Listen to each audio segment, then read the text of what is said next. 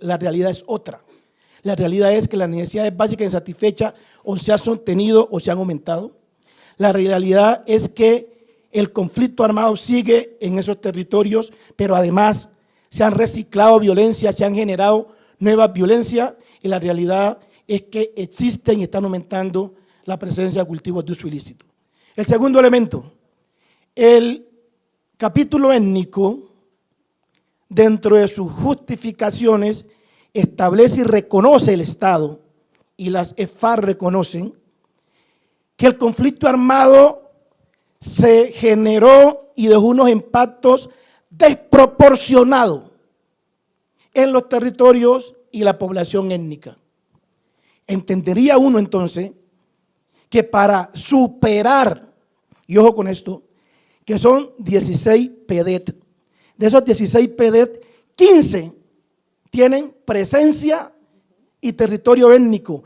Eso reafirma lo que se conceptuó en el capítulo étnico de que el conflicto dejó sus peores consecuencias en el territorio y la población étnica. Por lo tanto, si esa desproporcionalidad negativa que dejó el conflicto armado en el desarrollo de esos casi 60 años, debería haberse convertido de manera positiva en una desproporcionalidad positiva y afirmativa en torno a la aplicación de acciones en el cumplimiento de los PD que lleve a superar esa crisis humanitaria, o sea, las violencias que se están generando, que lleve a que se disminuyan las brechas y se disminuyan las necesidades básicas insatisfechas, pero también que lleve a que se eliminen o se sustituyan los cultivos de uso ilícito.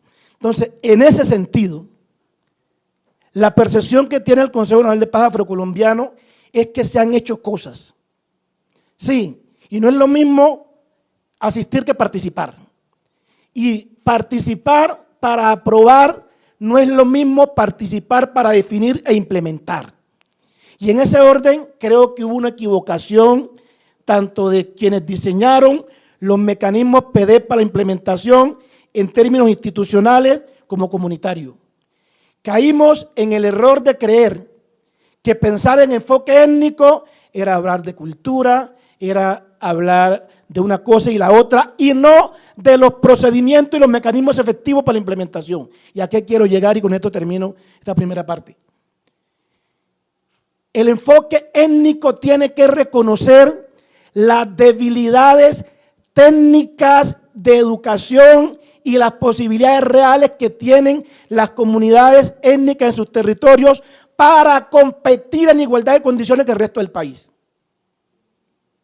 Y resulta que el mecanismo para llevar las iniciativas a proyectos y de proyectos al siguiente escalafón para que lleguen a ser de irreversible, nuestras comunidades no tienen la capacidad técnica para hacerlo. Entonces, por eso, ¿quién paga para que le formulen un proyecto? PEDET, los municipios que tienen plata del presupuesto.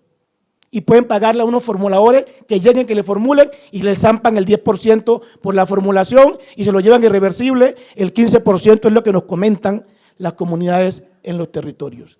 Entonces, aquí, doctora Sheila, y es una de las propuestas, lo primero que debemos revisar es cómo hay que retomar el mecanismo de definición de esos proyectos, pero también de estructuración que no lleve a que apenas lo puedan hacer las ONG que están en Bogotá o que están en Medellín o en Cali, quienes han tenido la posibilidad de trabajar con el gobierno nacional en algún momento de su vida y para ello ya conocen los mecanismos de cómo hacerlo y cómo formular los proyectos, porque la gente nuestra al día de hoy no tiene ni el conocimiento, ni la capacidad técnica, ni durante este tiempo se les ha formado para la formulación de estos proyectos al interior de los PEDET.